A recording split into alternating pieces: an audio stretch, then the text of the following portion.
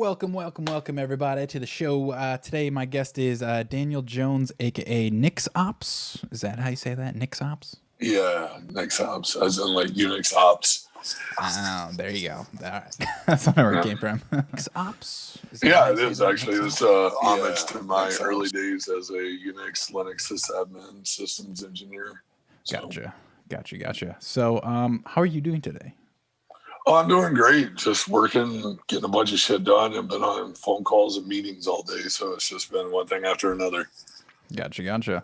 Cool. So, people that come to my show are often, let's say B cashers, so they're probably not too familiar who exactly you are. So if you want to kind of introduce yourself, how you got into Bitcoin, and what you do now in a brief overview.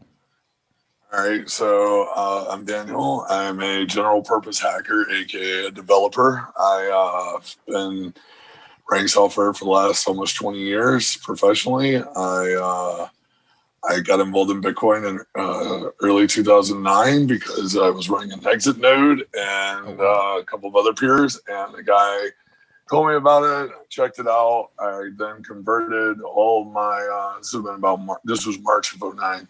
And then I turned all my SETI at home rigs into into Bitcoin mining. And then from there, I was involved early on, got some shit, changed my name because it got burnt, and then started working on Forexes and things like that for financial software. So I stopped talking about Bitcoin publicly and started this handle that most people know now. And then these days I work with I'm the chief vending machine operator for Cyberpunk Labs. So you got it. That's just it. You got in March 2009. That's like a couple months after Bitcoin came out. Yeah, but I had heard about it. I just didn't really get involved with it. Right. And when Fanny and everybody else was talking about it, I was a part of some of the news groups and things like that. I had never seen anything about it. And most people at that time on tour, which I lived in tour basically at that time, we were still doing a lot of rudimentary crap with just like posting, content that was, not supposed to be shared, banned books, that kind of shit. And then, like literally somebody was using some of my infrastructure and was like, hey, I want to give you a coin. And I'm like, well, how are you going to do that? I'm not giving you my PayPal. And he was like, no. And stole his wallet. So I did. And then from there, I learned how to mine, which was self-submission, which most people don't even know what the fuck that is today. There was no pools. There was no GPU. It was all CPU and Windows. A lot of people don't know that. And you could also, back then, let's see, it was probably back then, you could still do the bootstrapping from IRC and stuff. So, it was a totally different world than what people know of today for Bitcoin. There was no cheerleaders either. Matter of fact, most people were afraid to even admit they were using or being a part of it. So it was a very different world. Were they afraid because like legal reasons, or just like afraid because like it's so nerdy? Well, you have to remember at the time, it wouldn't be until realistically, and I'm going to say this, and I'm going to get flamed for this. It wouldn't be until Roger Ver actually started coming around that most people started changing their perception of it, because early on people were like it was anti-government, which it is. The whole idealism is. But like they were painting it out to be like it was going to be the terroristic, and then like there was the manhunt for Satoshi. People trying to figure it out, all those kind of things. Governments were, knocking on doors and asking questions, and things were a lot different. It wasn't, it's not like the cheerleading circle jerk you see today. Totally different ballgame. But it was also filled with a lot more intelligent people at that time who actually understood the technology and not just like want to sit around and be like the 401k autistic and economic retard. So, yeah, but sorry if retard offended people, dude, but that's how I view it. Yeah, whatever. I mean, but like billionaires buy Bitcoin now, so that's pretty cool. You know what? Yesterday, so you host a show, hashtag based, right?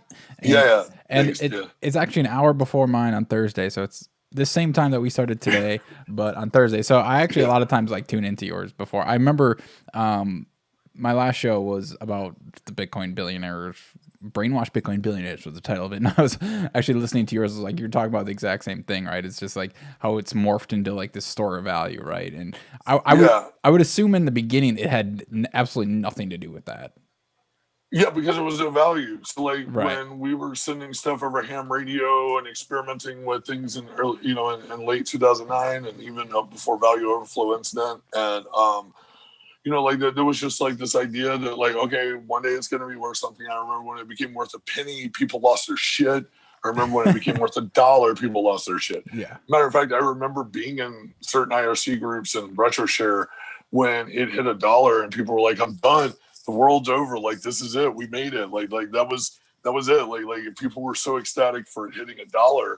And, like there was a sense of accomplishment with people that were doing stuff. And then, a lot of people like to, really point at Russ Albright as being the person who really put Bitcoin to use for its use case. I like to remind them Julian Assange was, because that was the most giant fuck you to established institutionalized money there ever was in late 2010. Post value overflow, looking at November, Satoshi left when this happened, but Julian Assange was like, yeah, we're going to accept Bitcoin. You want to cut us off from MasterCard, Visa, and PayPal? Fuck off. And people like, the Bitcoin maximalists don't even want to like acknowledge that. They're like, yeah, well, Russ Albright did more. I'm like, no, I think the first real big thing that made Satoshi leave after he had the black eye from not listening to people telling him about the exploit that was going to be used for value overflow and him scoffing at them. And then, less than 3 months later, Julian Assange is publicly announcing, well, we're accepting Bitcoin. So then all of a sudden he leaves and then like the whole shit just, it starts going downhill real quick after that. Interesting. Yeah, that's some very early days. That's a very early. Yeah, I can imagine like, so Bitcoin like hits $1 and people probably have like what, like 10, 50,000 Bitcoins. I mean, just in general, right? And it's I mean, obviously that's a lot of money, but like compared to like some people that make money in Bitcoin now, it's not a lot. But at the time, it's like, what the fuck? We can make money off this magical internet money, right? It's like we have, as long as somebody was buying, right? But like right, that was the right, whole point back then. It was a different mindset. Like right. people were trying to use it for like bars and like trying to buy drinks from the bartender. Like, dude, in the early days, you had Bitcoin dealers. Once Mt. Gox or MTG Gox, whatever you want to call it, like everybody was like fucking. You would go to a bar, somebody was a Bitcoin dealer, or you may be a Bitcoin dealer, and like you may trade, sell, or give it to a bartender for a tip or whatever, buy a beer for somebody like that. I mean, it was common. Right. Like that's just how you got transactions to be working. I mean, fees were cheap, but like that's how it all went down, But then also people forget that back then the black rewards were 50. And so like they also don't understand that at that time, it didn't matter who you were, you could start mining and by the next morning you would almost always have at least 100 Bitcoin. Yeah. Like it didn't matter who you were because the difficulty was low because it was self-submission, which also a lot of people don't understand what the fuck that means. And, what goes on with self-submission and verification. It's also why there was a lot of orphan blocks, a lot of other things, a lot of nefarious behavior was also going on with the actual consensus. So like anybody who thinks that Bitcoin was this beautifully immaculate concepted shit has no idea about software and also has no idea about the history of Bitcoin, which is literally on the chain. So it's always funny. Yeah. Well, I think I tried to mine with my MacBook Pro in like 2013, and I think it kind of fried the GPU. But yeah, by that time it had started changing, though. Yeah, it definitely like didn't make me any money at all. But it's funny, just side story. It like that particular model of MacBook apparently already had like a GPU issue in it, so I think I like set off this issue, and then it was like basically like recalled, and I like basically like kept fucking it up on purpose, and then I got a brand new MacBook out of it. So that was pretty cool. But there you go. So thanks, Bitcoin. Thanks, Bitcoin, for ruining my laptop. Bitcoin did this. Yeah, Bitcoin fixed my laptop. So yeah, that's the only thing Bitcoin fixed, right? I mean, like, dude, like that's the other thing, right? Like, I get so many reply guys who are like, Bitcoin fixes this. I'm like, no, it doesn't. The only thing it actually fixes is the fact that I can send money to somebody without there being a stop, as long as I'm using Bitcoin Core. I don't like Lightning. Lightning is staking channel bullshit. There's problems with that idea. Do I think it can improve? Yeah. Do I think it's going to be anytime soon? No, because it's been several years now and it's still nowhere where it should be as far as being a semi-trustable product. Are we adding it to what I'm doing? Yeah. Only reason we're doing that is because people say that we should. So and it only takes a little bit for us to add it. We're also adding a bunch of other features around that, but that's for business purposes, not for altruism or anything. So sure. So you're obviously talking about Cyberpunk Labs now. So I'll pull up the website and show me. What do you guys do? What we do is we offer, in this case right now, it's close to zero trust or minimized trust if you use PayPal. But I mean, even then, we don't actually know who you are. We basically launch services and software as a service as a vending machine operation. So it began with the DM. If you scroll down, the O.1 history right there actually tells you how it goes on the site. It literally tells you that basically DM goes out, says, because there was an article that was like, referring to the fact that there was like 23% of exit nodes were bad actors. And a friend of mine reached out and said, hey, why can't we just do this easy and fix it? And why can't someone just pay for it and someone not me run it? And so that was on a Wednesday. That Friday, we launched with PayPal support, a shitty website, and a duct taped piece of code that I wrote in 2013. Was a bunch of Perl script stuff tied to it. And then we launched the actual vending machine for Bitcoin on that Sunday. And so, yeah, since then we've been adding. I since rewrote everything in Rust as far as the backend goes. My partner, Flat Earth Hacker, he does the website stuff. We know it's not mobile friendly yet, but we're working on that. So, but yeah, that was 45 days ago. Yeah. So we started this adventure and have been doing a lot. We've had people who not necessarily like me. So yeah, go ahead. So this company is actually only 45 days old. Yes. Okay. I didn't realize that was old, but yeah. Yeah, we've filed in, and originally the domain name I had bought, I was going to make an informative privacy kind of media company, and that was just too much last year about this time that I was doing that, and then I just let it sit there, and then one day, like I said, Flat Earth Hacker reached out to me about this thing, and we decided to take a look at it and figure out what we were going to do, and then boom, this is what's been happening ever since. And we've added, Monero support, Bitcoin Cash support, getting ready to add ETH, Doge, Burst, Litecoin, and R, which is the pirate chain, and then soon Zcash, about 12 other coins, all native, nothing through a third party. So if it doesn't have proper chain validation and confirmation checking, we can't add it because we do not use like BTC Pay Server or anything like that. All of this is all on chain. Gotcha. Mike 20 says longtime fan, Tidwell. Oh, hey, what's up, Mike? How you doing? TOG, how's it going? See, I'm watching chat, by the way, cool. So people are talking. But yeah, I mean, basically what we do is we're working with people like Samurai Wallet and others on implementing tools to make privacy a push button ordeal instead of making it complicated. Because like one of the problems is like running Tor nodes, for example, there's risk. There's also like the time to manage it. There's also issues with like, who's going to maintain it, how to set it up, properly set it up. And then, like at the point in which you look at it, you would have to KYC to a provider if you're not running it at home, which run an exit node at home, your ISP may ban you. But like if you want to run a middle guard, you could, or a bridge, you could, without issues because your ISP won't care. But you still have to maintain it and manage it. And literally, we just came up with this price point that, hey, look, you're going to spend about this much anyway. We'll just automatically do it for you. That's basically what we do. And we've since adopted that to like Monero peers, Bitcoin peers are coming online.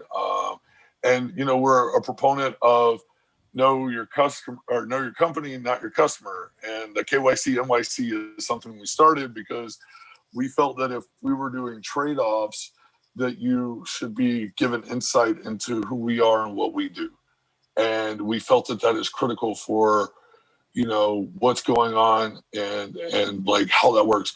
And Mike 20, to answer your question, there was an article posted on several media outlets, including Tor themselves, that there was an analyzation done that was proving that they were attempting to steal Bitcoin and stuff. And so that article was circulating in August of this year. So just so you know, if you want to look it up. So yeah, and what we did is like we figured out, okay, cool. Why don't we kind of do it this way? And we tried to figure out how we were going to create product SKUs and stuff. And one of the things that, we looked at BTC Pay Server, but then I had given talks 2 years ago at Hacker Dojo in Mountain View, California, where I had described that people could use addresses as SKUs. And so we created unique addresses for each of our product offering, and thus making it like a vending machine, right? And so that's where that whole notion came from. And I forget who it was that literally coined it that, but yeah, we were in discussion. It was like a vending machine, and that's what it is. And now we're extending the vending machine to do other things, not just the Tor relays and nodes and things like that. Now we're doing other stuff. We got some testing coming up with like hidden services, which Quarantine Radio. I don't know if you listen to that, but Sunday they put up their Onion site through us with hidden services as a collaboration, things like that. And yeah, so a lot of people ask us why we're compliant with law enforcement, right? Because I seen you just scroll through that on this on the thing. And the reason why we're compliant is because we have no data. So we don't collect data, we don't store anything because we have nothing. If you take the site down, it means nothing to us because it still operate. Gotcha. Okay, so I wanna back up, zoom out a little bit. So I know you do you do Tor nodes. Give me like I know you have descriptions of each of these here. So I've ran Tor a couple times. I've been a couple .onions before. We'll just say that. And I guess I don't understand the difference between all these. Like, so if I'm running a .onion on my, if I'm going to a .onion site on my own computer, am I a guard relay node, or am I not a node at all? Am I just kind of You're not a node at all if you're going to just a .onion. However, it's important to understand that you were only staying within the Tor network. So a guard relay or guard middle relay is what hidden services run on, which is the .onions. And then also those are the traffic in the circuit. So when you come into Tor, you will maybe have 3 to 4 hops within the network. Those are all the guard relays that you're going through, or middle relays that get you to the Onion site. Now, if you go to, like, we'll say Twitter, then at that point, your last hop, you actually be going to an exit node, and the IP address you would be coming from is the exit node. So that is the easiest way of explaining it. A bridge would be like, say, for example, I'm in a country like China or we can't say North Korea, but say I'm in Cambodia or something and I need access to Tor. I may not be able to spin Tor up like through the browser without connecting to a bridge. And what a bridge is like your entry point. So think of it like a middle guard, like it would normally be, except I have to directly connect to it using like OBFS4 proxy, and I can master traffic like Skype or something else, so that like a firewall or an intrusion detection system may not be able to tell what it's actually doing. This is for actual circumvention. So we also offer private bridges which aren't listed. There's no way of tracking them, and we actually do our best to make sure that they're not associated with some of our primary accounts for provider hosts and things like that.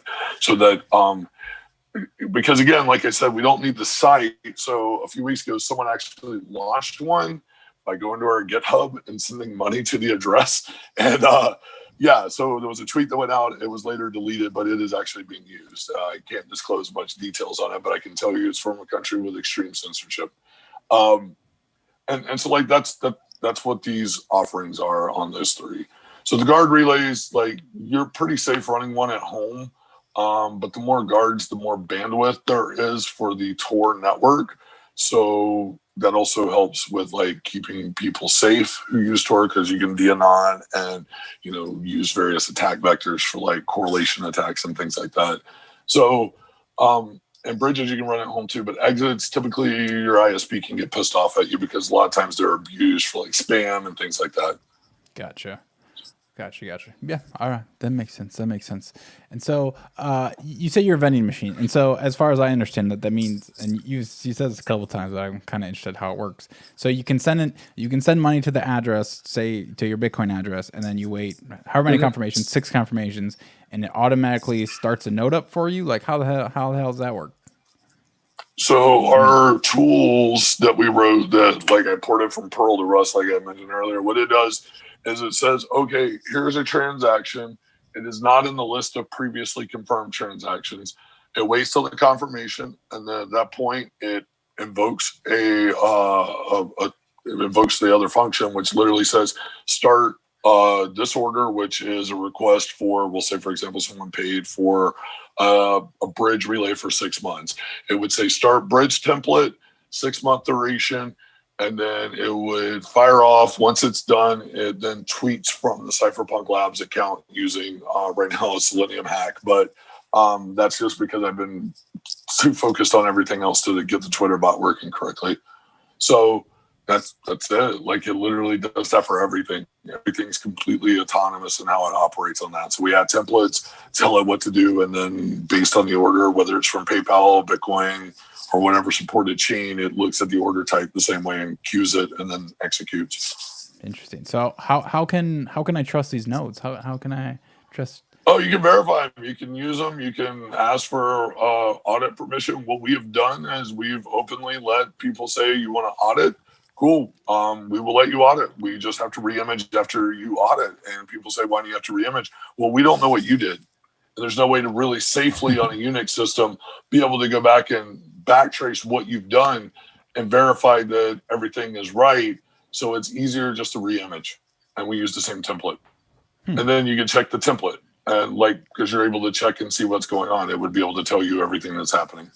And so like, you know, we have a decent amount of traffic as far as like what we're doing for the network. And again, like I said, you know, right now we're restructuring and some of the housekeeping. So we're migrating some hosts. So some of them are down, some of them are being changed from provider A to B, that kind of stuff. So right now, I think our fleet is, let's see, this under the old handle, doing about 350 megs worth of the traffic. This other one's doing over a gigabyte. So yeah, we handle a large amount of the exit traffic right now. But we also are working on pushing people to understand the importance of the guard relays too, because that helps in onion sites, which again is something that, you know, with the introduction of like us with hidden services and some other things, we're going to be increasing traffic there too and helping other people who are using Tor and hopefully prevent them from being de-anonymized. But yeah, I mean, you know, like we're also trying to remove the stigmatism around Tor because a lot of people just view it as like drug dealers only, but actually it should be more or less looked at it like if you don't want like your significant other, your wife, or whatever, to be known that they're pregnant by Walmart because of your Google searches or your browser cache searches. That's why, I mean, really, like that's one of the values of Tor, right? And so like we're trying to remove this clandestine view of it, as it shouldn't be viewed that way, and it really should be viewed as a tool to enhance your safety of searching or safety of using the internet. And you know, we value that, and we're trying to make it simple to both support, use, and you know, we provide guides. Like for example, if you get an exit node, you can use that in your Tor browser, and we give you information on how to do that and that kind of thing. So it's important for people to understand that, so that it's not a mystical thing, right? It should be not viewed as this crazy, scary thing. Instead, it should be viewed as a tool to help you, and given the right information, you can use it correctly. And that's ultimately what we're doing with this. Cool. So while we're on the topic of Tor, have you heard of Cash Fusion on Bitcoin Cash? Yes, actually, I have. Yeah. Yeah, Pox had told me about it, and you know, I'm aware of like Samurai that we use, you know, on Bitcoin. We promote people using Bitcoin with Samurai and their Whirlpool. And Fusion Cash I'd heard of. I have not personally got a chance to actually use it, mainly because, well, like I said, I have some BCH, but I have not myself really had much free time lately. So like any free time I've had, it's like I would try to go camping or something and trying to like get away from sitting at the computer. Does that make sense? Yeah, for sure. Understandable. But yeah, that actually, I'm not sure exactly. Somebody tried to explain it to me why a Tor exit node is needed for that. But a Tor exit node is needed for Fusion, but it's not needed for, say, like Cash Shuffle, which is just a traditional coin join, right? And so, yeah. So yeah, I think you have to like run Tor on your computer to run Fusion, if I remember correctly. Let me look at it. But yeah, let me look Fusion. I'm actually looking at it right now. Let's see, Cache Fusion or Fusion? Fusion. Cache Fusion. Cache Fusion. Let me pull it up, but here, let me see. Actually, I know somebody. Yeah. Well, but it uses an exit. The reason we use an exit is because it's talking to the external, like to non-Tor network. So that would make sense that it would require it if you're sending it out to a public peer or something like that, unless they're running over Tor. So, yeah, I mean, that would be why. Fusion Dev. I need the Fusion Dev channel. Damn it. Okay, I'll find it, but I'll get back to you. Let me see. Actually, I have Fusion open right now. Hold on, get my wallet. Yeah. See, you can see I'm really good at privacy. Yeah, I know. I was gonna say that. Like, good job there. Like, woo. Dang, nice. Yeah. Yeah. So there's a integrated Tor client within Cache Fusion apparently, and so that's about all I know about how this works. So, yeah.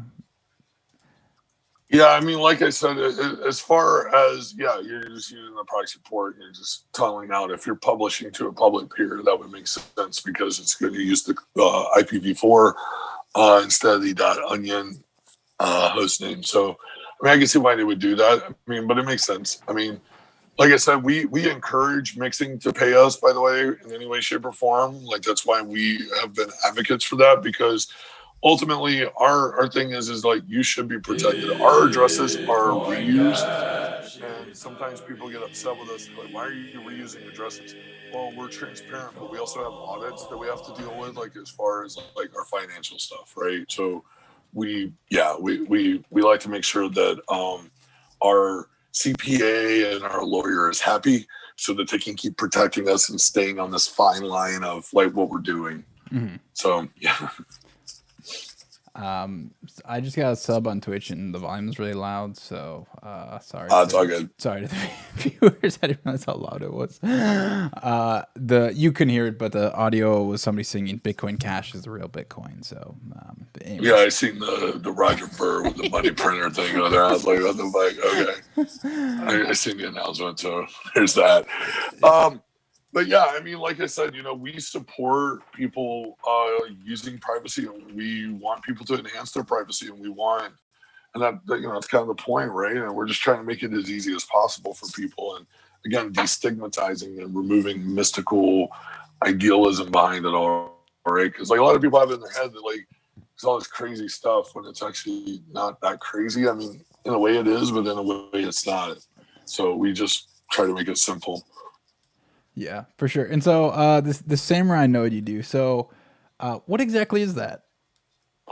So Samurai, they operate their own API servers and stuff like that for like their SPV wallets, right? Yeah. So that software is called Dojo.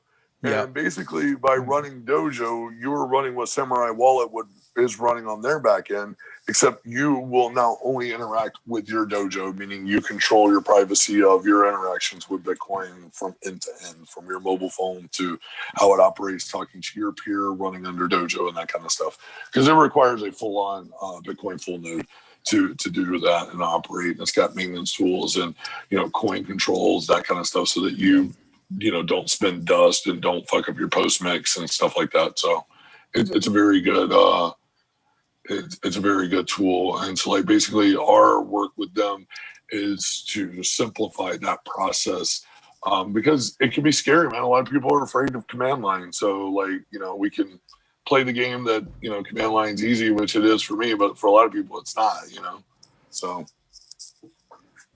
Got you. Yeah, in a moment I'm gonna have to switch something real quick, so I may give me 1 minute. Yeah, no problem. Just doing the shuffle, man, because I gotta charge freaking device. So give me a second. Let's see how There we go. Can you hear me? Yes, I can. Great. Yeah, I just switched to my Bluetooth headset for my phone because I'm using that instead of yeah. Anyway, so it's charging now. So I don't want it to die while we're in mid conversation. All right, but yeah, so like that's one of the things. I mean, we offer peers. We actually have a lot more that's ready to go up. We just haven't finished updating all the site and the documentation about it. Literally, because there's only so many hours in the day, and at some point you can't just sit from a computer for 19 hours every day. So there's just Bitcoin peers are ready, Dogecoin peers, Litecoin peers, all that stuff's ready. We just got to start turning it on the site and letting people know what the addresses and stuff. Cool. And so, I gotta ask, aren't coin joins kind of a dead end on BTC? I mean, the fees are so high. Well, Whirlpool. I mean, I keep stuff in Whirlpool all day. All the time. Like I usually keep. Let me try not to be bad at OPSEC here. But I normally keep a couple $100 in mixing at all times on Whirlpool. And the reason I do that is because like there are places I go that I can actually spend Bitcoin to buy stuff, so I do. And unlike most people, I actually spend Bitcoin anytime I can, whatever it may be. Our illustrator, for example, on the site that does all the raccoons and all the drawings, we pay him in Bitcoin. There's a reason for that. I don't know if I can legally talk about that on stream without getting us in shit, but yeah, I'm just going to leave it there. Because he's from Venezuela. Sure. Let's say Venezuela. Let's say Venezuela. Okay, let's do that. All right. Anyway, let's see. Next topic. Okay, so I'm curious because I've tried to use Whirlpool before, but isn't the minimum on there like pretty high, like $100 or something, like to even do a coin join? Yeah, but again, like I said, if you're someone like me who spends it all the time, $100 to put in there, and I'm gonna say spend 50 today, 25 the next day, whatever. That's fine for me, and I don't need to worry about it. No, my 20, they're not in North Korea, not at all. Not at all. No, not North Korea. But yeah, I mean, like it's like $100, but I mean, again, like the way that all that works is the more that are doing coin joins, the better, and also with that, you prevent address reuse, things like that. And that's been one of the problems, right? And so like people don't understand the importance of it. And like I said, as far as the consumer side, you should always never reuse addresses. As far as what we do, because we reuse addresses, is because it's for inventory management, SKU management, like all of that kind of stuff, but also for our accounting management.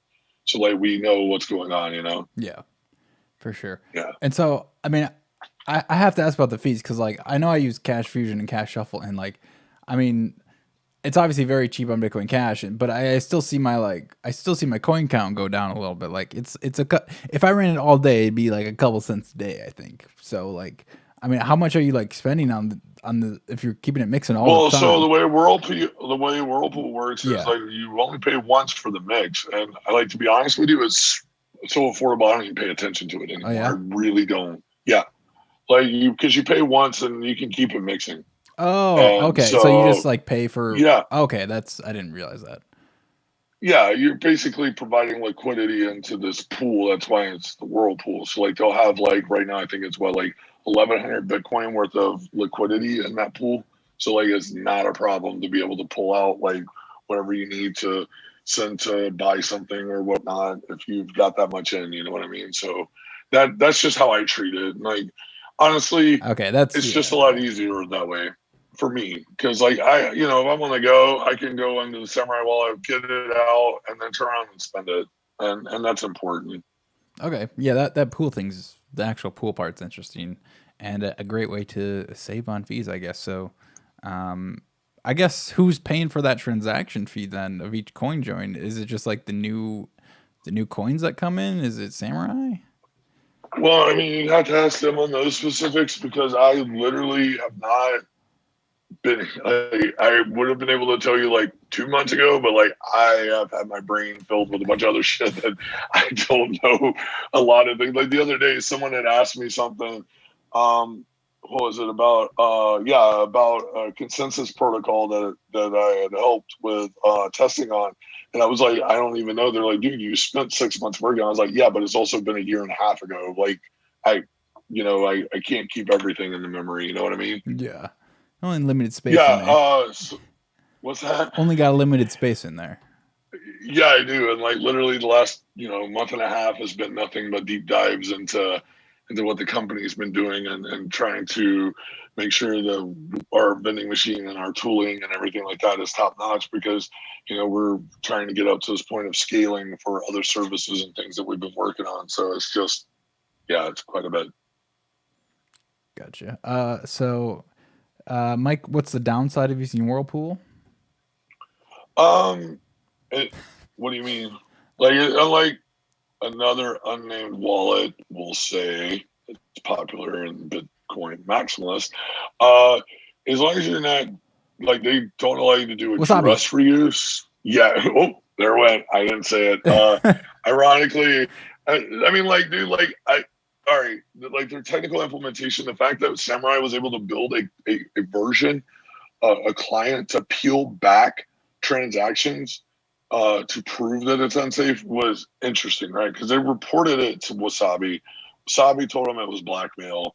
They said, look, we're going to make this public. Like, if you don't want to talk about it, because like they're trying to do proper disclosure, right? And they didn't want to talk about it. So then it became public. And then, people were like calling Wasabi scamish, all this other stuff. Meanwhile, Wasabi literally, Samurai literally just wrote a client so that you could demonstrate what they were talking about and peel back the transaction. So it was like, oh shit. So yeah, Wasabi has their own CoinJoin implementation too, right? I think I tried that. And so what Samurai did is they kind of like connected the dots and it's like, hey, well, your implementation is very good, basically, right? Yeah, and then Wasabi didn't want to hear it. But I mean, matter of fact, I can say this because it was public. A few weeks ago, we got almost a 0.1 BTC from somebody who used Wasabi, and the address had been reused 21 times. So we're like, okay, that's interesting. But yeah, all the people that pay with Samurai using Whirlpool, which has been a lot, which, shout out to everybody that's our support and everything. So far those have been pretty good. And like literally we encourage people to use privacy, man. Like I cannot stress enough that it may sound stupid, but you really should care about it. And like we're just along with Samurai trying to make it easy for Bitcoiners, and we're trying to make it easy for other services and tools to be simple. And the simpler privacy is, the more likely people are to use it. If it was complicated or required a bunch of command line tools, they're not going to do it. It's just not. Right. For sure. Definitely. Yeah. I mean, Cash Fusion's only an Electron Cash, and like, there's probably not that many people using it, but like, put it in Bitcoin.com wallet, like everybody's gonna use it, right? Just like flick a switch, right? So I mean, I use Electron as a monitoring wallet, but we have a full Bitcoin Cash peer. We have a full Bitcoin node, a full Monero node. Are you running Bitcoin ABC? Are you running Bitcoin ABC? Right now, yes, but we actually I got to talk to Pox. Shout out to Pox for all his help. I got to figure out what we're going to do to stay on whatever's supposed to be the next thing, because like we're not trying to get political with it on who's right, who's wrong. Well, here we're just trying to run a business. I got you. If you're on the Bitcoin Cash node, they're called Bitcoin Cash node, you will follow the longest chain. So basically, the outcomes of the fork are like this. I mean, disregard all the futures and signaling going on right now. If Bitcoin Cash node, so there's Bitcoin Cash node and Bitcoin ABC, right? If Bitcoin Cash node gets majority hash rate, ABC will fork off into minority.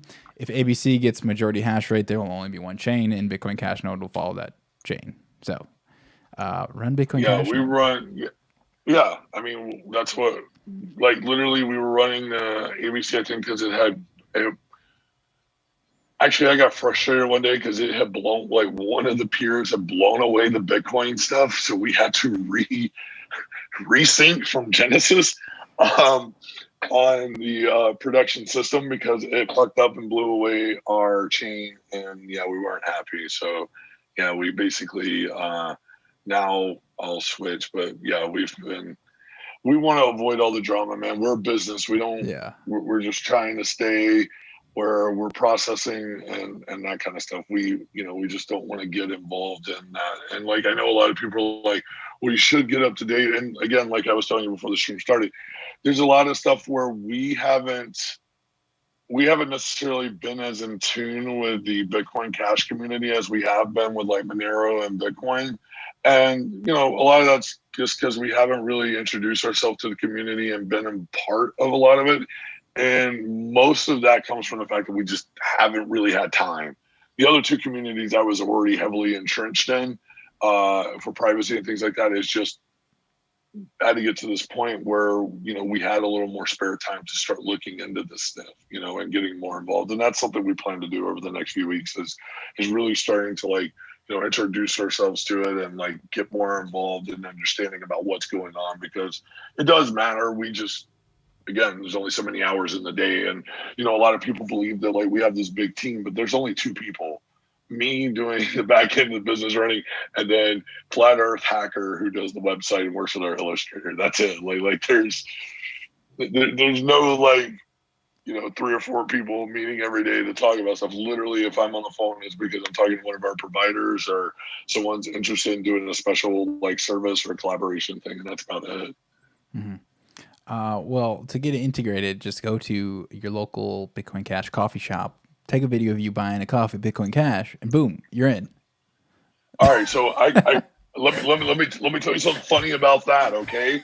So I'm in a part of this country in the United States right now that there are very few people who accept cryptocurrency, and it's mainly because the people who do accept it as peer-to-peer, they're not using a lot of the like tooling and things like that. It's like running a BitPay.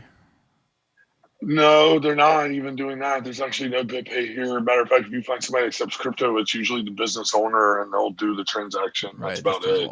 Well, yeah, because like I've been teaching people here how it works. I moved from California last year back to the South. And so here it's a lot different. There are a lot of miners down here though, like crypto miners, but not as much adoption. All right. You're in the South. I know you don't want to dox yourself too much.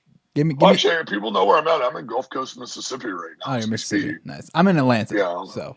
Okay, cool. Yeah, I'm on the Gulf Coast right now. Like literally as far south as you can get. I'm right near the water and everything down here. So yeah. Got some hurricanes. Got some Crocs out the window. You mean alligators? Yeah. Yeah, alligators. Sorry, Crocodiles, like you sometimes there's crocodiles like in Florida. Every now and then, like some of these alligator farms get a hurricane. They happen to have a couple of crocs. They'll end up in the natural ecosystem, but they're not native to here. Oh, gotcha. Yeah. Obviously, I'm not native to there either. So, yeah. I moved back from California last year, and I had changed a few things. And like, in December of last year, I moved back and then started doing a bunch of work here. And, I also still work with Hashrate on the OS development and stuff like that. And so, down here is a lot suited for if you need to break away for a few days, you can, and then you don't have to worry about California's bullshit. So, yeah. Gotcha. So, I do have a question. Your business is called Cyberpunk Labs. And so yes. I feel like the word cypherpunk has been co-opted by some maxis.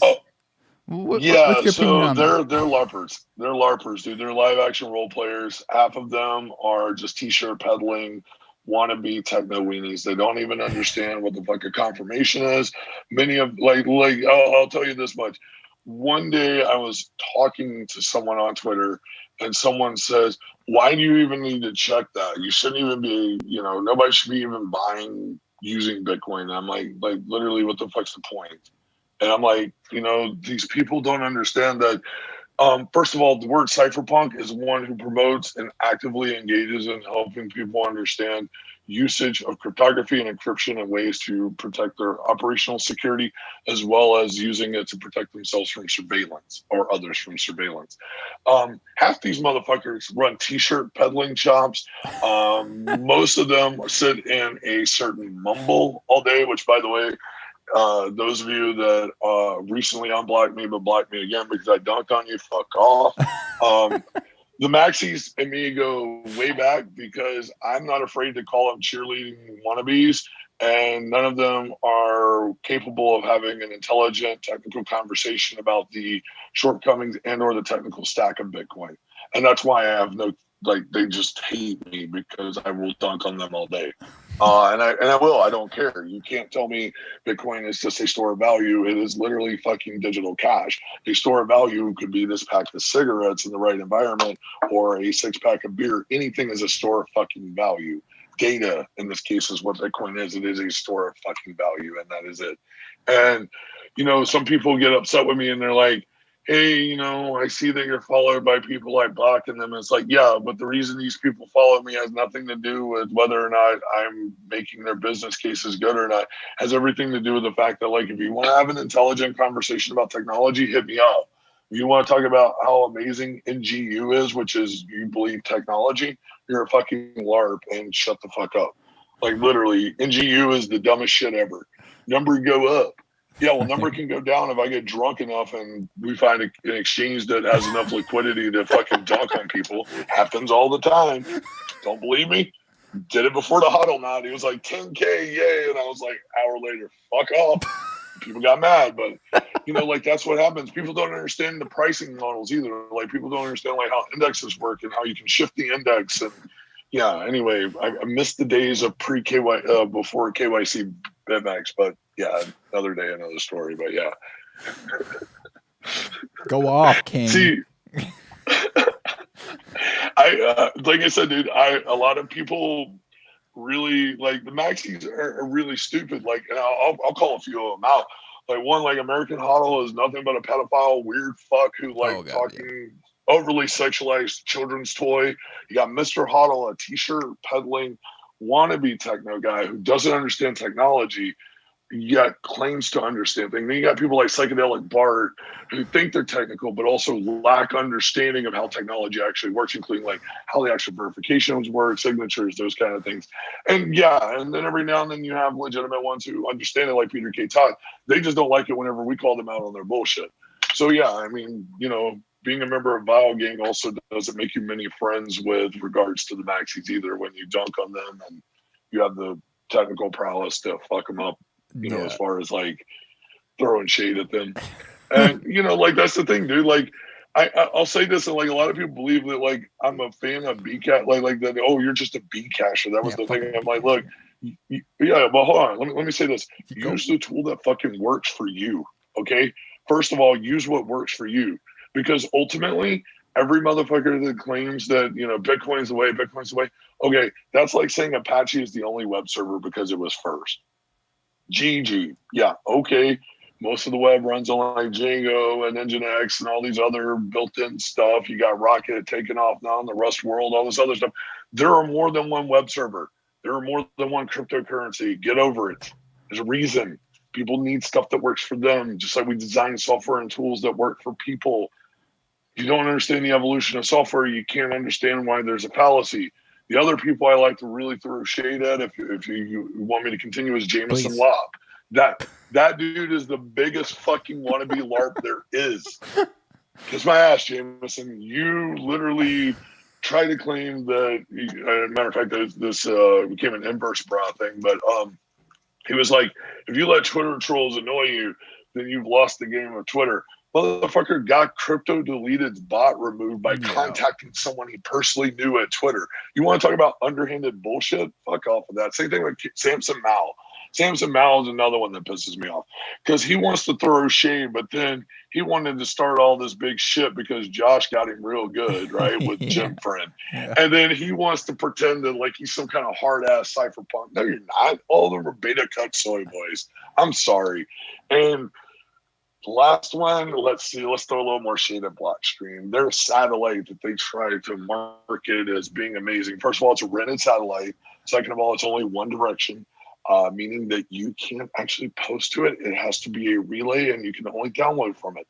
Therefore, people who have HughesNet, like satellite internet, who run a public peer are more useful than anything Blockstream has to offer on that regard.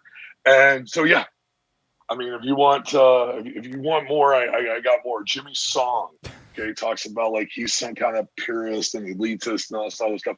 Meanwhile, the motherfucker doesn't understand the basic concepts of certain things. Sure, he's a programmer, but he believes that NGU is some kind of technology stack. You got Pierre Richard, who recently just fucking pivoted to some kind of cowboy. I don't understand, but you know, like these people are pivoting out of things because like they're really fucking stupid. Like, and the idea that they're selling these books and this content to these 401k history and economics boys God, that's because the of worst people part. like people like Safety who were writing these books. And you know, Safety he got kind of upset with me because someone had posted a picture of all the books, and I was like, well, that would make a great fire kindle. And people, you know, people were kind of like, what the fuck? And I was like, no, dude, like seriously, all of these people are shilling their products and their books to try to paint a narrative so you buy their bags. I don't care who you are. Hyper Bitcoinization literally is nothing more than hyperinflation of the dollar. And the problem is that if people aren't spending and there's no circular economy for Bitcoin, guess what? It don't matter what it's fucking worth. Nobody's going to buy it. Nobody's going to care. Yes. See the pivot to the cowboy. Like, what the fuck is this shit? Yeah. Okay. I had to go to my alt account because, you know, on my main account I'm blocked by all, like literally everybody you said. So I had to go hop on the other account. So. Yeah, dude, he literally had the cowboy hat like he's some kind of like badass pioneer Western guy. Like, nah. The thing is like, again, I find it hilarious that the people who have the biggest garnered echo chamber are now also utilizing Twitter's utilities to prevent open discussions. Okay, so like recently, Samson tweeted something, which he blocks me, by the way. I don't give a shit. He blocked me over Jim Friend and retweeting stuff, but whatever, fuck him. The thing is like he literally tweeted out something asking for a discussion, but limited who could like respond to it. Yeah. Like, what kind of beta shit is that? Like, you want to open up for discussion, let's do it. But like, don't sit there and try to pretend that you're doing something else, you know? Yeah. I think he has all Grumbles like blocks me too, by the way. Grumbles? Grumbles. We call him Grumbles because he grumbles and blocks you if you decide that you still don't want to use Blockstream's product. I'm sorry, that's a business. I don't want to use their product. If you're not happy about it, then so be it. That's just it. Yeah. And I mean, sorry, there's a lot of companies that don't use their software, so who cares? Like, is that a problem? No. Do I know people at Blockstream? Yes. You know, I know Bach, I know Peter Woolley and others, things like that. Is it a problem for me? No. I cannot use their product and still be friends, or, you know, even dislike someone and still be like, dislike their opinions and still be their friend and still be able to converse with them. Yeah. There's a lot of people that publicly, if you looked on our Twitter, you would think that we hated each other, but we actually talk on a semi-frequent basis. Yeah. And, you know, like the other thing is like liquid. Jesus, let's get on liquid. Oh, boy. Let me stretch for a second. Oh, let me grab a pot brownie too. Give me 1 second. Yeah, well, you got to use the Aqua wallet for liquid. Yeah, fuck Aqua. Anyway, hold on. I'm taking an edible for this. Hold on, I gotta do that. Anyway, there we go. Damn, I was supposed to pick some of that up today. I forgot. Let's go do that tomorrow. Yeah, that's Blockstream. So I don't even know what question. You just fucking. Anyways, Samson does restrict every one of his tweets now. By the way, every single one is only people that he follows. So that is something. Yeah, but see, that makes sense because if you're someone who gets overreacted and you can't take a joke, but you want to throw shade, then that's just that's what people do. Right. Like literally, I think if he didn't have it, people would just like mention Jim Friend in every single tweet. Mike asks, "You're just a bunch of hippies, is that correct?" No, I am a fan of the Grateful Dead. I'm a Deadhead. I love the hippie music, but I am a fucking capitalist. I believe in showers. I believe in money. Yeah, so I'm not really a capitalist. Now, in regards to liquid and everything like that, like they're literally created this KYC shielded transaction stuff, which defies all understanding of this. And like the way I look at it is that if you are going to say that you are worried about Bitcoin, um, and you're worried about privacy and stuff, but you're provided shielded transactions on KYC wallets, what the hell does it matter? It's KYC, so who gives a shit? Yeah. Right? Yeah. Yeah. And so I always open up, by the way. So I don't block people on Twitter. People get mad at me about that. They're like, why don't you block people? It's like, because I actually care. Even if I don't like what someone has to say one day, I actually do enjoy seeing people show up in my feed or showing up on timelines of other discussion. And I do like seeing people evolve or not evolve in their way of thinking. I think that's important. And I'm a big fan of, if I don't like what someone has to say, I just ignore it. I mean, literally, I just ignore it. But like going back to Liquid, um, there's a lot of these people who are cypherpunks and all this other stuff, claim to be cypherpunks. And what they do is they build a reputation, and then they get involved in ICOs, and then they claim it's not the same ICO, even though it literally quite is the same ICOs as 2017. And then they try to do things. I get it. You need money. I understand that. But like literally don't try to talk shit about other people, like other, non Bitcoin only people, about their involvement in other projects, and then turn around and get involved in another project and then try to justify yourself. That's just hypocritical as all get out. Yeah. Most definitely. Most definitely. Yeah, so sorry about that rant. No, Hopefully you're good. That's that's like what my show was built on, was like those type of rants back in the day, and then I just like went through them all. Keep going. I mean, I can keep going. I could go on for days. Oh yeah, I did have a question. So, what's an XPub? So an XPub is the. I'm just the kidding. Public key It's a meme. It's a meme. I know what an XPub is. Yeah, I know what it is, but it's actually a thing. I know. I know what an XPub is. It's a meme. It's supposed to be a joke. But I did see McCormick did donate 0.1 BTC to you guys. So yeah, he did, and you know what? Good we thanked him for that. McCormick. Again, like I said, he said he was going to, and we didn't know, and he did. So again, I'll give a public shout out. Again, somebody that, we have a difference of opinion, but again, he sees the value in what we're doing and things like that. And yeah, so thank you again, Peter. I mean, we gave him a shout out on the website, which he didn't ask for. We just did it because literally we're grateful for anybody that supports us in that way. And it was, unexpected. And, Peter knows me and, didn't like me because of, back and forth with Josh and everything like that. But, again, it's not always about whether or not you can get along at that time. It's whether or not you can be respectable enough to understand that just because someone has a difference of opinion doesn't necessarily mean that they're a nefarious person or that they're scamming or anything like that, right? And I think that's important. And so it was really cool of him to do that. And so I think what we learned later was, like I said, I don't know if this is true or not, but believe it or not, the other large purchase that we had that came out about a few days later was believed to be a alt of somebody from Wasabi, even though we had thrown a bunch of shade at Wasabi. So there's that. Hey, you got the service people want. Give people. Yeah, well, it's not just that. It's also like because people are realizing that it's not in what we're doing. It's like for Cyberpunk Labs, you're helping more people than are on Twitter in the sense of talking about it, right? So like you have to understand that a lot of people who use those exits and use those relays today, we will never know who they actually are because they're not on Twitter. They're not in our niche little space. Right. Does that make sense? Yeah, for sure. And because they're not in that, they will never really thank us because they may never know that it was us or Peter, or whoever's donation that spun them up and things like that. And I think that's kind of important.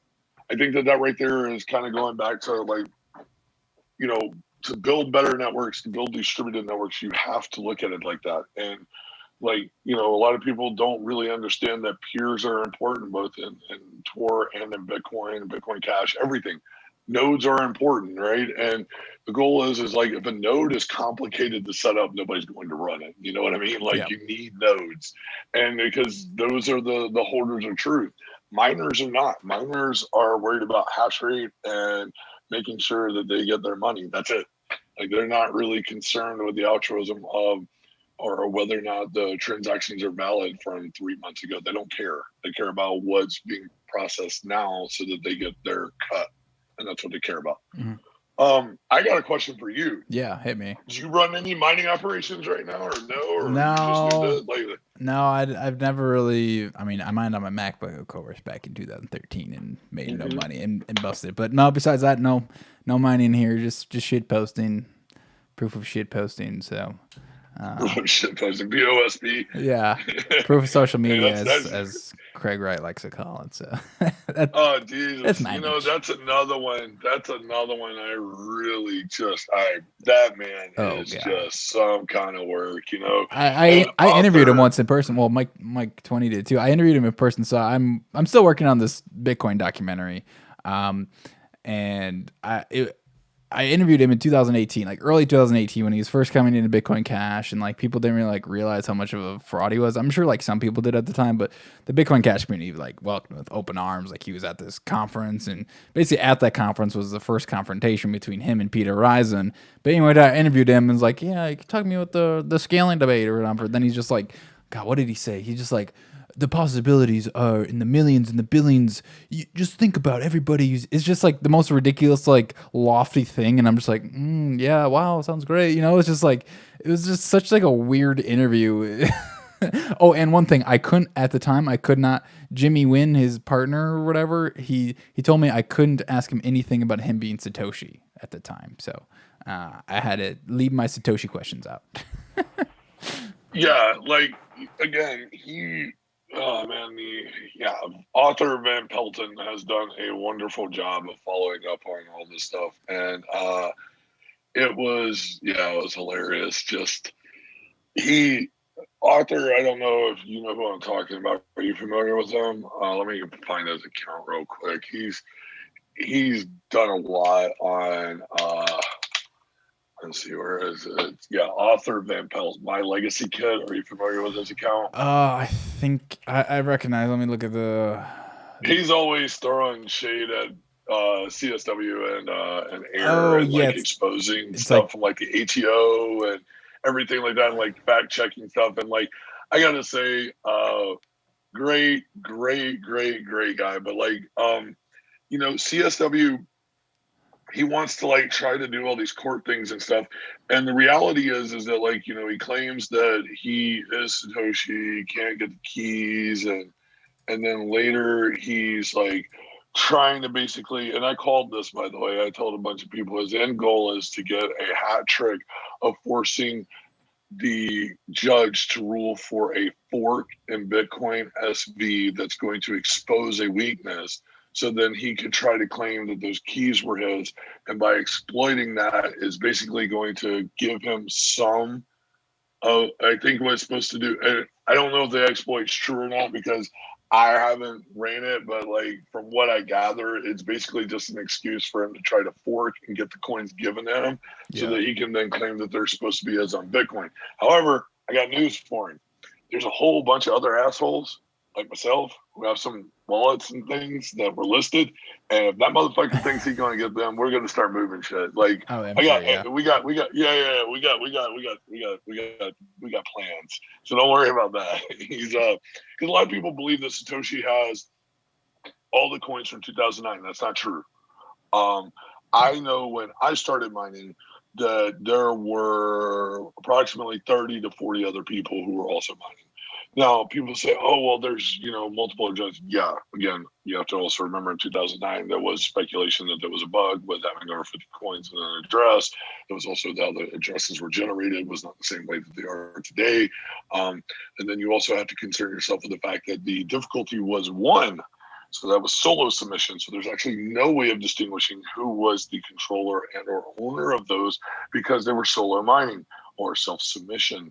And so therefore you don't know how many he actually had. The speculation is that he had like 900,000, but I can tell you the real number is probably closer to like maybe 220, maybe 220K, maybe less than that. Who knows? Because there was no way of definitive counting who all was mining at that time. So like, you have to look at the real math there. And you also have to remember it's 50 per block.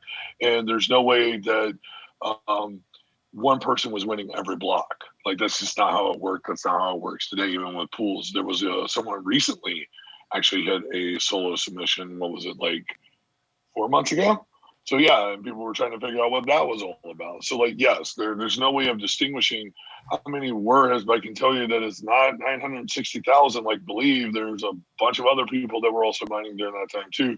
And so it's important to remember that. And like often people get it confused in their fairy tale world that, you know, Satoshi was immaculate conception, no one bought it, no one used it, no one did this.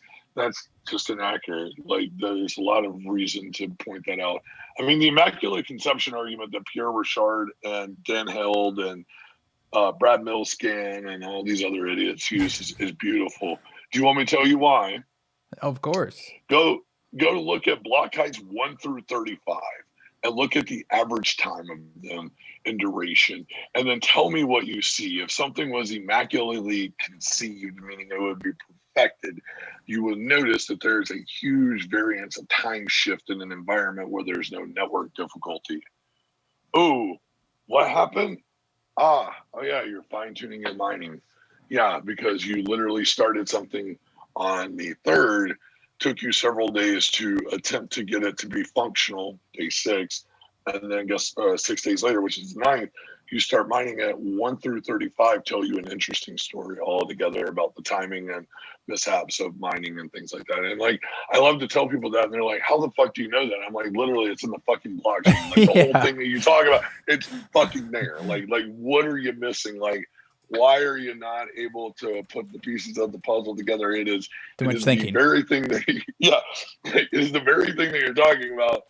It's even in the early blocks. Like, so yeah, I mean, like I said, there's a lot of stuff that people don't understand about Bitcoin because they don't listen, they don't do their own research. They literally take words from big accounts and other people, and they just take that as gospel. And instead of spending 5 minutes to go to a block explorer, type in my block height and look. And I tell people all the time, there's a lot of interesting stories on the chain. Just like VOI, Bitcoin was hacked. Like that's the other favorite of mine, the other misconception. Bitcoin was actually hacked. The VOI, value overflow incident, was a hack. There was not a catch on the number of outputs that could be generated. And Satoshi was warned. Satoshi said it's not possible. And guess what? Boom. The only transaction that is censored on the Bitcoin blockchain, by the way, because even if you write to spec, you have to filter that out.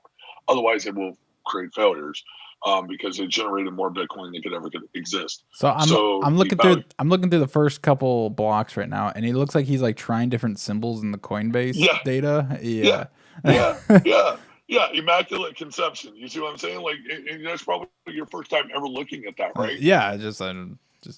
But it's all there. You see what I'm saying? Like, all of this is there. The timing, the changes, Coinbase character, all of this is there. And this is just the kind of stuff that I talk about with people, and people just don't take 5 minutes to look at it. Oh, I see you're pulling it up now on the screen. There you go. So yeah, like you see this, right? Like you can literally see timing and what's going on and everything like that. Like there's a lot of changes that occur, and you can see that it's someone hacking through something, like a developer, right? Well, you got to remember that literally CSW is claiming he can't even write code. So how is someone who can't write code manipulating mining? Yeah. You see what I mean? Yeah. So good luck with that. And then, like I said, with value overflow, you know, he literally got, you know, a black eye, and he was bruised because his ego was hurt. I mean, and let's see, look, I forget the exact number of coins that were introduced. Poor Satoshi. Huh? Poor Satoshi. Well, yeah, I mean, you have to remember, like, shortly after that was then the announcement from Julian Assange. So, yeah, basically, block height 74638 contained a transaction that created 184 billion Bitcoins for 3 addresses because they launched a faucet. And yeah, that faucet exploited Bitcoin. And people are like, Bitcoin's never been hacked. Yes, it has. We all had to patch. It had to change. And you can call it a soft fork or whatever you want, but that transaction to this day cannot be included. And then what day was it had that? to be censored out. What day was that? August 15, 2010. Gotcha. Yeah. Yeah, and then so let's see what so the 0.5 BTC that was consumed by it still exists. However, the transaction itself is gone. So with all the Bitcoins. And so, yeah, like to say that there, and here, if you want to pull up that block height, it's an interesting one. It's 74638. Sorry, say that again. Like 74638. All right.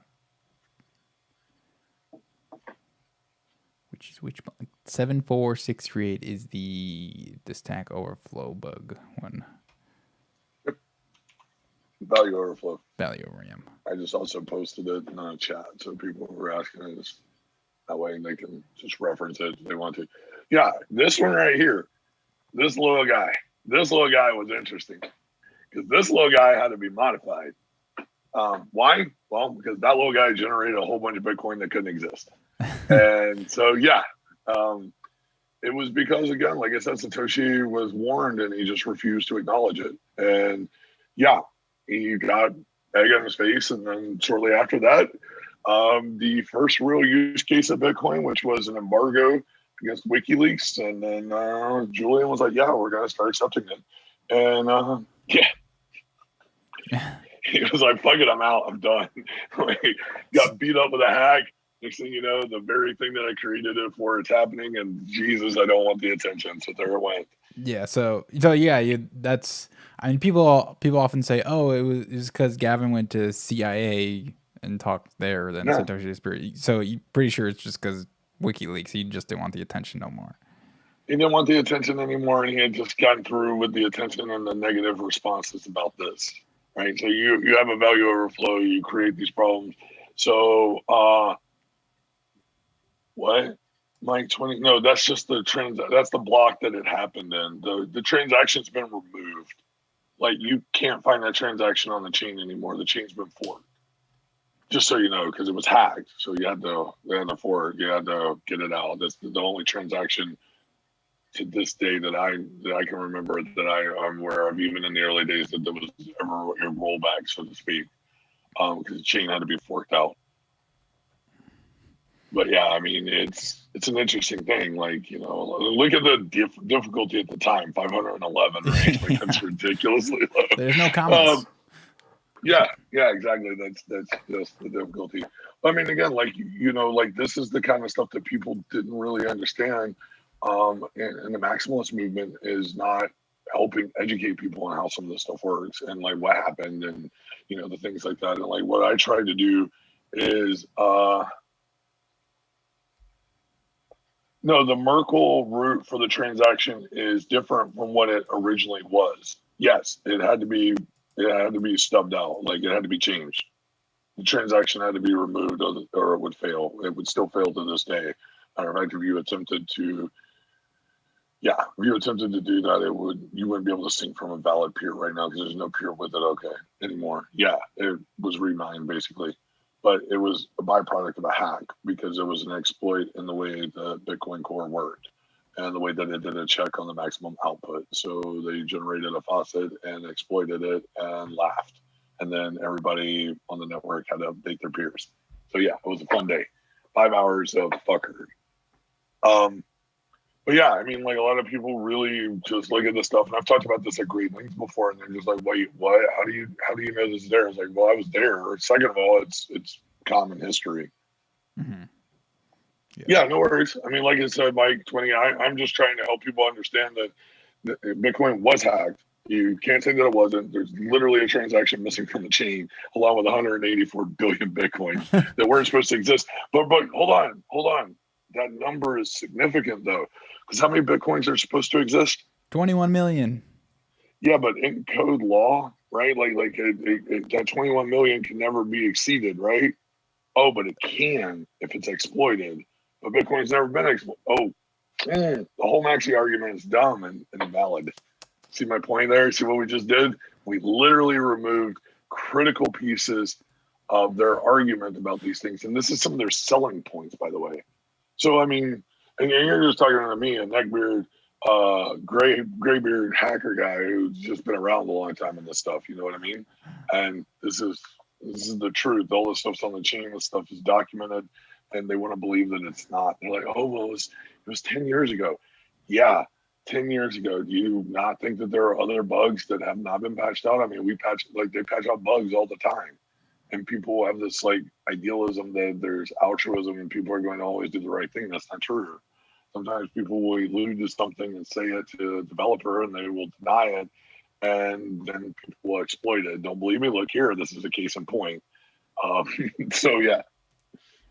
Enough on that rant. So sorry about that. No, Got too into the. That's completely fine. I didn't realize how like OG you were. You were like literally like second month Bitcoin. Third, Third. Yeah. I mean, yeah, it's a thing. But like literally, when I talk about Bitcoin, a lot of people have it in their head. They're like, oh well, I didn't see your current Twitter. Yeah, you know how many Twitter accounts I've had over the years? You know how many times I've been banned on Twitter? Did you know that if you post a 0-day exploit on Twitter, that you'll get banned? Yeah, that happens. That happened to but you? I also I posted a 0-day on a tweet on my old account. That's hilarious. Well, I mean, it's fine. But no, honestly, at this point, I'm like, fuck, dude, I need to interview you like formally for my documentary, so I might have to make a trip down to Mississippi. But I mean, like the thing is like no, as far as like what Bitcoin is, I mean, shit. If you want to see something OG, give me 2 seconds right here. Yeah, please. All right, so this right here is a hard drive from one of my old miners that still has Windows and some of the old client installed. I decommissioned this bad boy back in 2012 right here. This is a Seagate. If you want the serial or the date code is 06346. So if you want to verify it, but yeah, it's an old one. It's a 120 gig Barracuda IDE 7200 right here. Yeah. Yeah, it's a nice one. Yeah. This right here, this is one of my old miner hard drives. This one contains a couple of clients, IRC logs, retro share logs, a few other things. But yeah, I've been, like I said, I've been around for a long time. The thing is that like, I'm not trying to win a popularity contest. I could give a shit less. It's not about that with me. It's about having people use technology and tools in a way to protect themselves. Yeah, for sure. And to use them correctly. You know what I mean? For sure. That's what it's all about. I mean, the number go up. I like how you just like abbreviated that to NGU. Well, dude, that's the thing, right? Like, certain groups, some of us that are fans of the samurai groups and stuff, like, we literally, we mock it all the time because, like, there are people in that camp that believe that's technology. Number go up is technology. Yeah. It's not. It's not at all. It's not technology in any way, shape, or form. It is literally speculatory price, hopes, and prayers. And that's all it is. And so, like circling back into things like, all of these people who didn't want Bitcoin to scale, all these people who talk hella shit about, other tokens and things like that, look at where they are now. Okay. All of them now have side channels. All of them are now promoting shitcoins and all this other stuff under the guise of the maximalist tag because, they got what they wanted. Mm-hmm. And basically now they need other revenue because guess what? Number didn't go up high enough because the dollar cost averaged in at $9,000 to $11,000 during the spike hype. And guess what? They ain't making no money. So number didn't go up good enough for them. So now they have to get alternative stuff. And that's what they're doing. I mean, look at Lob. You can buy Lob for what, $250K? Because apparently INX did. Same thing with Samsung, same thing with everyone else. And then people like want to throw, what was it? They wanted to throw Fluffy under the bus because he was also listed. And I was like, well, Fluffy's just an investor. He made that real clear earlier. Yeah, he doesn't give a shit. Yeah, he exactly. is an investor.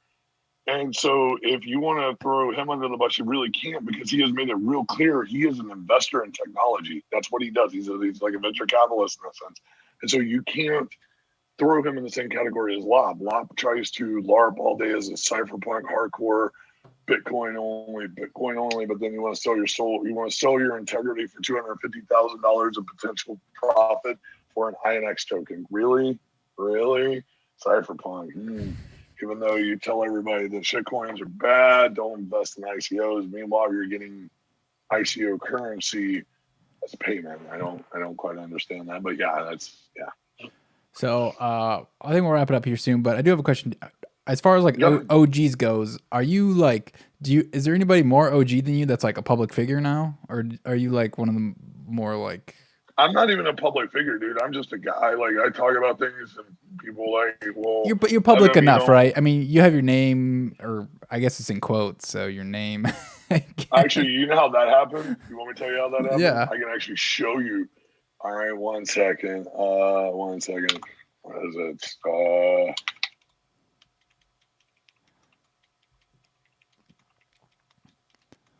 Do you know Checksum? The Checksum, the person? He was an OG Bitcoin miner. I don't know if you recognize that name. Yeah. Yeah, I recognize his name, but here, check this out. Satoshi, like, there's a lot of people who are OG or more OG than me. Like, literally, you also have to remember that in 2013, or in 2012 till 2016, I literally was not allowed to talk about Bitcoin publicly on any of my Twitter feed stuff. Or if I did, it had to be very, very, very, very, very limited because of the fact that I was under contractual obligation not to, because of my work with foreign exchanges and stuff like that. So anyway, there's an article I just posted. That's how my name came in quotes, by the way. I just posted in chat. So send it through Zoom. Actually, maybe just throw Twitter. Throw Twitter because YouTube censors links. All right. So basically, these assholes at Cointelegraph ran an article about me and didn't bother to ask me any questions or anything, and they assumed my name was fake. And so, yeah. Proof of light off-grid crypto transaction primed. Solar off-powered. Okay, yeah. All right. So yeah, so they put my name in quotes because they thought it was fake. And yeah. So, like, I mean, it doesn't really matter, but like, yeah, they put it on. They put it in quotes. It's like after that day, I just put it in quotes because I thought it was hilarious. I reached out to the journalist, by the way. I reached out to the writer. And I said, can you fix the quotes and can you actually update it with accurate information? Because like they don't even mention what blockchain or anything I was using. They literally start referring to Ethereum at the bottom, which has nothing to do with any of this shit. Yeah, the developer known as Daniel Jones on Twitter. Yeah, known as like no, that's actually my fucking name. Like a lot of people think that. So yeah, that's funny. They have put it in quotes. I think they've updated it since then because I made it. No, it's still there. If you look at the first line underneath the picture, it literally has it still. Yeah, I mean it's terrible. So like, journalist is the reason I have that. Like again, it's my real name. The thing is the handle that I used back then I can't use because that right there has got implications on it. NIMS, once they're burned, they're burned. So anyway, yeah. So literally, that's how all that is. Yeah. Going back to some of that, man. Like I said, there was a lot of people. There was also a lot of people in IRC. There was also RetroShare. A lot of people don't even know what RetroShare is, and it's funny because RetroShare, and then later on, CryptoCat came along. People were using that for doing like shady shit, stuff like that. And there was, I don't know, man. Watching the evolution of this has been fun, but then at the same time, there's been issues with it. So depressing is what it is. Yeah, it's depressing now. So when I had to take my break when I was building Forexes, right, and working with like digitalized version of trading of currencies, I leave an environment where most people are like, yes, for deep web, buying drugs and, off grid and like trying to live this world where everything is libertarianism and everybody is doing all this cool stuff and attempting to do cool stuff, to coming back to the start of the cheerleader model. And I'm like, what in the fuck? Yeah. The cheerleader model. Yeah, that's accurate. That's like what, 2016, 2018? Basically? Yeah, the cheerleader model picked up. And then like, I didn't want to jump back into BTC when I started coming back in with stuff. So like I was looking at other consensuses because, even like Hal and Satoshi said that changes would be needed for better consensus. So I got involved with like proof of capacity, because to me that's an interesting consensus for people who have power restrictions, right? Like, you can't run an ASIC because if you can't keep your street lights on, how the fuck are you going to tell somebody to run an ASIC? Wait, what's proof of capacity? Proof of capacity is like you basically are writing a Shabal 256 output versus a SHA 256, which you can do just print. A Shabal requires a write to disk, and then every whatever the block time set to for the chain, it reads looking for the answer and the time it took to read to the spot on the disk, aka the actual inode for where it's located, and those are submitted as a hash submission, similar to mining. Yeah, it's in Burstcoin. But yeah, like, and now Chia is trying to rebrand it under their thing, which they now have a test net, but it only took them like 4-5 years, fundraise a couple $1 million to put out a product that's already out. So there's that. But yeah, like, to me, alternative consensuses were something that Satoshi, Fenny, and others were all talking about, because at a point, electricity cost scaling, and people, you can say whatever you want to about using green energy. That's bullshit. It doesn't even matter. You can tell me till you're blue in the face that we're using all this energy, but the fact is we're using this energy and we're creating outputs, and these outputs, whether or not you want to believe it, there's still carbon monoxide, there's still carbon dioxide from this, and like that is not beneficial for the overall scope. Now, I'm not an environmentalist, but what I'm saying is that I can't tell someone in a village who can barely keep their lights on to run an ASIC. That's what I'm getting at. Yeah. And there should never be a judgmental look that if you, as your country or whatever, is not capable of supporting such an infrastructure, you should be able to explore them, and you should be able to implement them and use them, even if it is to obtain Bitcoin. The fact is that people need alternative routes, just like with software, right? Like, you can't use Google, for example, if you're in a country that's censored, then guess what? You use Tor or some other routing service to get there. Do you see what I mean? Mm-hmm. And so we should never really be on this kick about how bad shitcoins are or what a shitcoin is. Now, if it has its own consensus, its own trustless, a non-launch, fair launch, trustless consensus, permissionless network, and quite literally it meets the definition of what Bitcoin is. You know what I mean? Like, if you think about it, like, what is Bitcoin in all intents and purposes? Is a non-launched, fair launched, in that sense, trustless network with permissionless network, trustless consensus. And literally when you start looking at it like that, there's a lot of coins that meet that definition. Now, you may call them shit coins or whatever, and some of them are forks. Even Litecoin was just a fork with lower times than what Bitcoin was, and people kind of just seen that as an altcoin. The funny thing is that like a lot of the people who claim shitcoin and things like that are the same 401k autistian people. So realistically, their opinion doesn't even really fucking matter because they're not even intelligent enough to discuss why. Mm-hmm. So enough of that rant. So yeah, I'll stop there.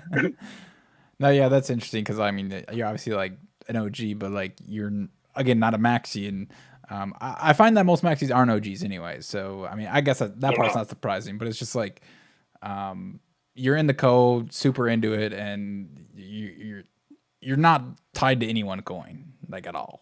It seems like so. No, and that's the way we should all be when it comes to technology. Now, if you're talking about investing and stuff, that's all on you. But like when you talk about technology, that's what I'm in it for. Yeah. Yes. Do I have Bitcoin? Yes. Do I still have old Bitcoin? Yes. Do I still have BCH? All this other shit? Sure. Yes. Whatever you want. Yes. Probably there. Actually, I know it's there. But anyway, the thing is like what I'm getting at is that we should never restrict ourselves, because once you start restricting yourself, you start missing out on opportunities of how to improve situations for code and what else is going on. So like if we were to restrict ourselves in technology, then why would we have stopped at Apache 1.0? Does that make sense? Mm-hmm. Oh, it brought upon the World Wide Web as, you would see it evolve. Cool, but we also still need new things. Mm-hmm. So it's dumb to restrict yourself. Gotcha. And so as a wrap up here, how do you see like the future of crypto? Are we like going to consolidate it into one coin? Or is it going to just be like there will never be a consolidation into one coin, and I'll explain you why. There's never going to be a consolidation into one nation around the world. There's never going to be a consolidation into one religion, and there's never going to be a consolidation into one fiat currency. So this idealism that everyone will use Bitcoin as global reserve is bullshit. This idea that there's going to be one global of anything is also bullshit. And what you have to do is you have to understand that people will never get along. And so there's never going to be this world peace unification. That's just not how we're wired. And when you can finally understand that, then you can appreciate it. And once you can appreciate the fact that people don't get along and they're not going to, then you can understand why people use what they use, right? Like some countries will never use or never accept other countries' currencies unless it makes sense for, the trade value. Outside that, they don't want it. And then when you look at, like, for example, the Zimbabwe, hyperinflation model, they started relying on the US dollar. Now they reprint their own dollar, all this other stuff. Countries aren't going to just jump on the bandwagon because some dude on a non-avatar on Twitter is telling them it's the future of money. That's not how this works.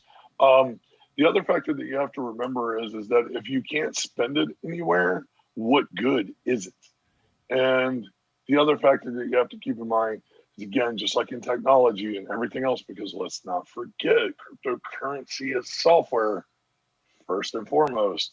It is software, and you cannot pretend that it's not. You can't say, well, Bitcoin's a movement. No, actually, digital currency movement started in the 80s. David Schaum, Cyberpunk movement also started in the 80s.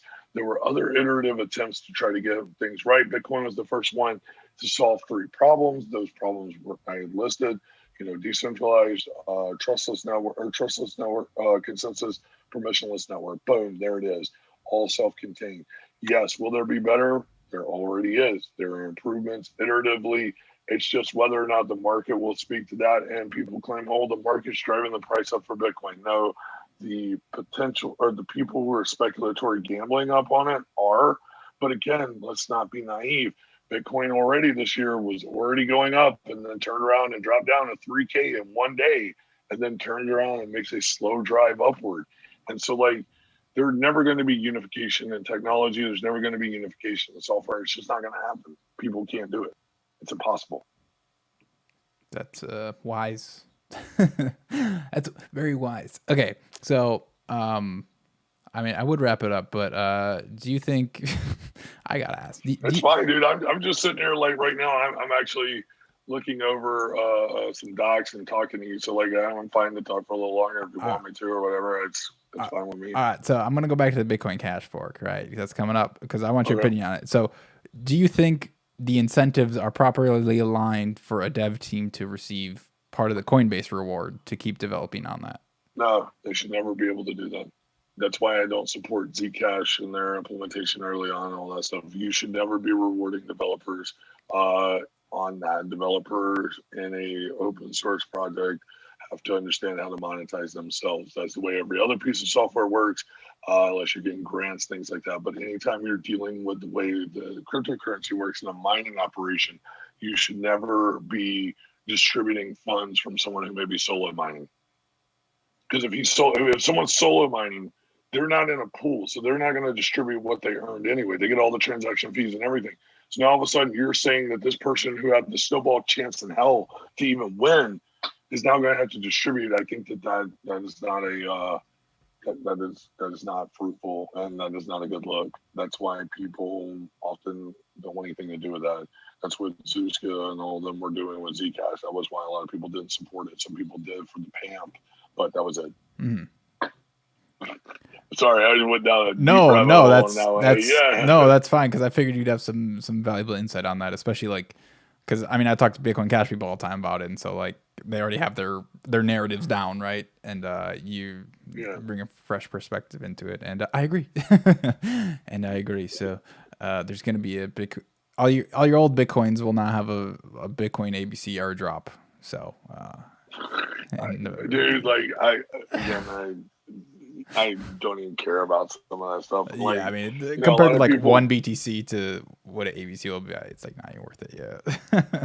It's not even that. It's also the doxing of it, right? Like, so a lot of people don't also understand that, like, if you're gonna like take those airdrop coins and you're just gonna move them to an exchange, like I saw a lot of Bitcoiners talking about that when BTC, BCH fork happened with the UALSF. Like, oh, I'm just gonna sell them. I'm like, yeah, that's not really smart because the addresses are the same, And quite literally, if you move those to Coinbase without mixing them in any way, shape, or form, they're literally going to be able to tell the IRS, well, there's the other coins he owns. Well, how do you know that? Well, literally, you just moved them directly from this chain to us. Yeah. So it's we know. like it's not even a question, because cryptographically, what a lot of people don't understand is cryptography can be a great safe haven. It can be a great tool to protect you, but literally it can also put a noose around your neck, because it can hang you in the sense that it's a proof that it is you. Yeah. And that you do own that, or that you're claiming ownership. And so you have to be very careful of that. I mean, Russ Albright learned that with Frosty at Frosty, which I think is the greatest misstep of OPSEC ever, but whatever, it is what it is. But yeah, you know about Frosty at Frosty, right? No, hit me with that. So Frosty at Frosty was the GPG key that he used to sign the login page for the Silk Road, right? Uh-huh. But he also used that same key for a Stack Overflow post that was associated to his real name, that was associated to all of his other information. Yeah. Mm. Hold on one second. My Bluetooth died. One moment. You're good. OPSEC. Yeah. So, if can you hear me? Dan, sorry, I had to transfer device on that. All right. So if all the Bitcoin OGs dumped all their BCH, what do you think Bitcoin Cash would be rank wise, market cap wise? I'm just curious. I don't think that people are going to dump it. Like a lot of people talk about that stuff, man. But like, you have to also remember that there's a lot of people who don't care about, and don't take this the wrong way. In no shape or form am I trying to even say anything degrading. How dare about you? BCH. My Bcash. Yeah. But what you have is that you have a lot of people who aren't really worried about whether or not there's any value in their any of that, right? Yeah. There are some people I know to this day who I knew from 2009, from August 2009, who really didn't even know about Bitcoin Cash until that it even happened until we talked. What was it, 3 months ago? Like there was a guy like they just didn't know. Yeah. Oh, what's that? Because they don't stay on top of it in crypto Twitter and stuff. They just don't care. Right. To them, it was technology, and it will always just be seen as technology. Right. And software, and they were involved in it, and they weren't really, like they spend it on some of the same deep web services that have been there, and it's not nefarious stuff. Like they order grape jelly and stuff with Bitcoin. Like people think it's stupid. There are actually entire communities of people that do this shit. Yeah. Like they live in outside of cringe Twitter. Yeah. Because cringe Twitter, aka crypto Twitter, is not somewhere anybody that wants to get anything done is it. Like they just don't. Yes, this is true. So for myself, the way I look at BCH is that BCH solves a problem for a couple of things. I look at every iteration of software as there to solve problems. And if they solve problems elegantly, then we owe it to ourselves to understand that problem and then figure out whether or not that problem is, our problem, right? So like, people are using BCH because it's faster than Bitcoin. Okay, cool. Is that a problem for me?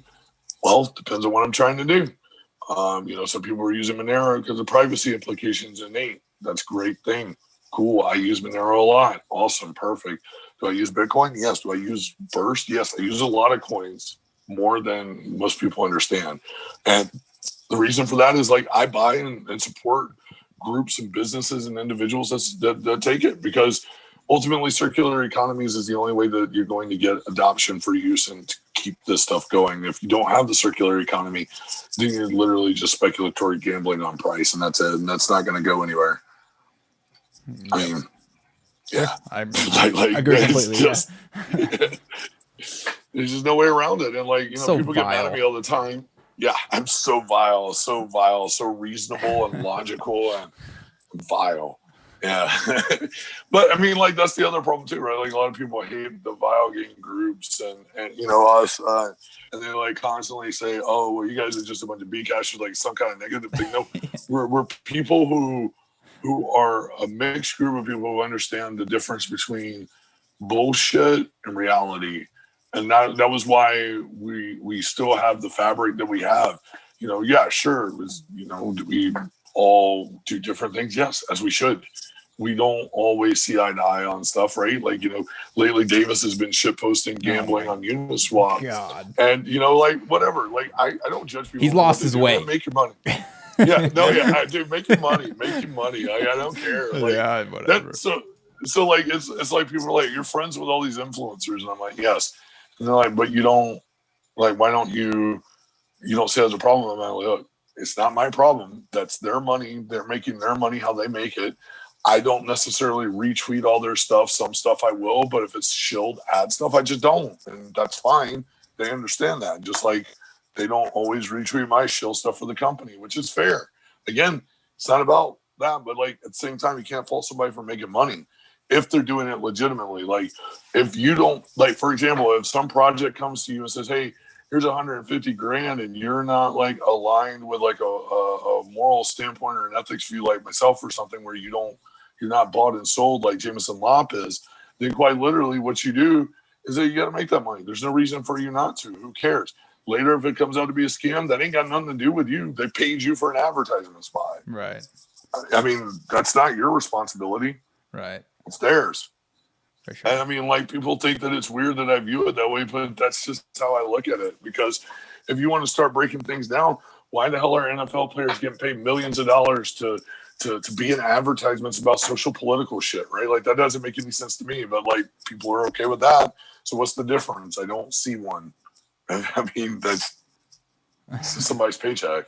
And I know that's odd, but like, that's just how I view it all, because I think that we have to understand that people make money the way they make money. And if you don't like it, great, but that's not your money and it's not your life. So quit fucking worrying about it that much.